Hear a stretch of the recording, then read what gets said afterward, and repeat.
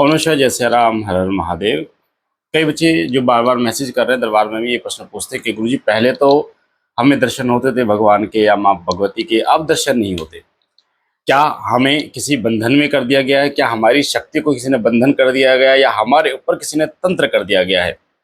फिर वो जगह जगह चौकियों पर भटकते हैं, लोगों को पैसे देते हैं, उल्टी सीधी चीजें करवाते हैं, उतारे वगैरह कराते हैं और उनके ऊपर दिक्कत ना होते हुए भी दिक्कतें शुरू हो जाती हैं। वीडियो को ध्यान से सुनना, लास्ट तक सुनना। सच्चाई बताने जा रहा हूँ कैसे आप बर्बाद हो जाते हैं और बर्बादी होने का कारण आप खुद होते हो, ना कि कोई और होता है। और नमस्कार, जय सिया राम, हर हर महादेव। आप किसी रात में जो लाल कलर का बटन है उसे दबा के चैनल को सब्सक्राइब कर देना ताकि जो भी हम जानकारी डालें वो सबसे पहले मिले। देखो, जब भी आप पूजा पाठ करते हैं, पूजा पाठ करते करते करते करते एक समय ऐसा आता है जब आपको दर्शन होने शुरू हो जाते हैं। आपकी भक्ति को देखते हुए वो दर्शन देते हैं आपको, पर वो दर्शन देते हैं ना कि आपकी इच्छा के अनुकूल देते हैं।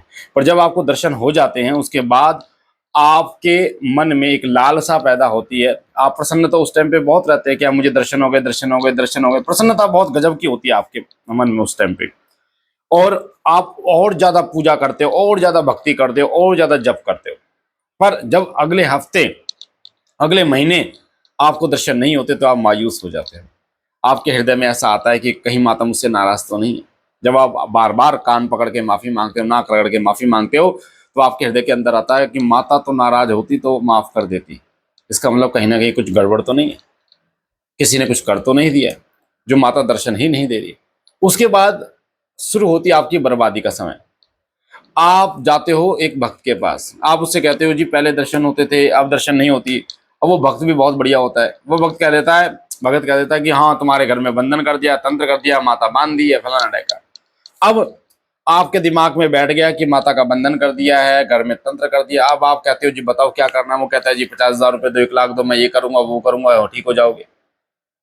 उसके बाद जब आपके पास उतना नहीं होता फिर किसी और के पास जाते हो, फिर किसी और के पास जाते हो। ऐसे भटकते भटकते आप अपनी पूजा से दूर होते चले जाते हो, क्योंकि आपके दिमाग में एक चीज बैठ चुकी है कि आपकी शक्ति बंद गई है, आपके ऊपर तंत्र हो गया, जिस वजह से जो पहले अनुभव होते थे अब वो आपको नहीं हो रहे। और एक ऐसा समय आता है जब आप पैसे से बर्बाद हो जाते हो, शरीर से बर्बाद हो जाते हो, और जो शक्ति आपके पास होती है भगत लोग उसको भी आपके ऊपर से उतार लेते हैं।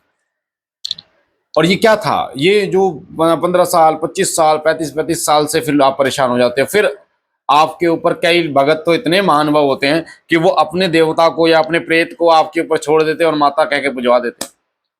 फिर आपके घर में दिक्कत है, ये दिक्कत है। आप उस कई तो ऐसे भी हमारे दरबार में आए हैं जो प्रेत गद्दी लगा रहे हैं, प्रेत दरबार लगवा रहे हैं। तो ऐसे से महानुभावी होते हैं। अब ये कहाँ से शुरू हुई आपकी बर्बादी का जो समय? ये शुरू हुआ उस समय से जब आपने, भगवान ने आपको दर्शन दिया। अगर भगवान आपको दर्शन ही नहीं देते तो आप बढ़िया पूजा कर रहे थे।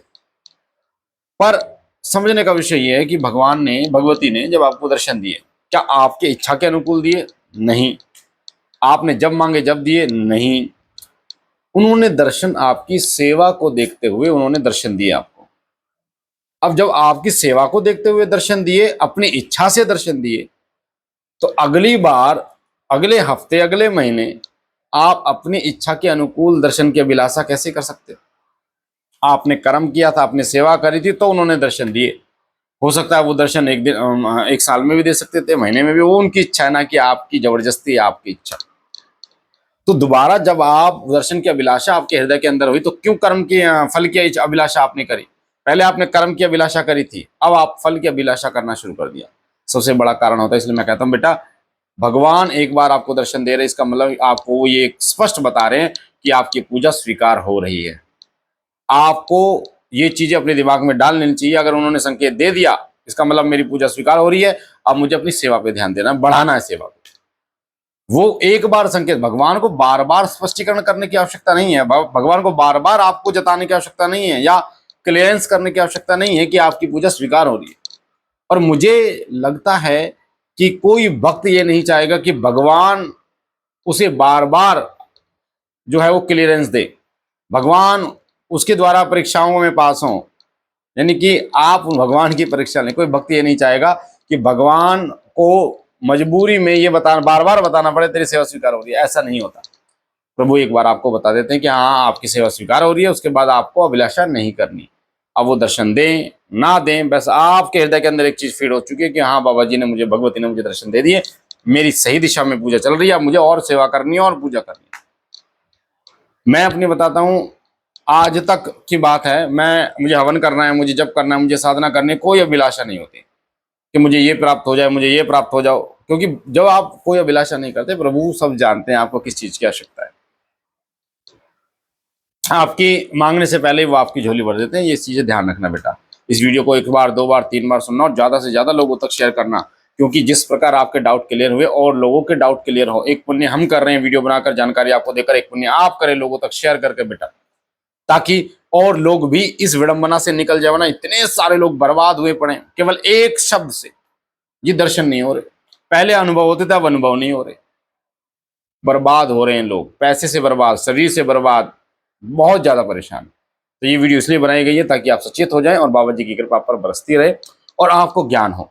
बाकी बाबा भोलेनाथ आप पर कृपा करें, ढेर सारा आशीर्वाद प्रदान करें, हर पल हर क्षण आपके साथ रहे। जय श्री राम, नमस्कार।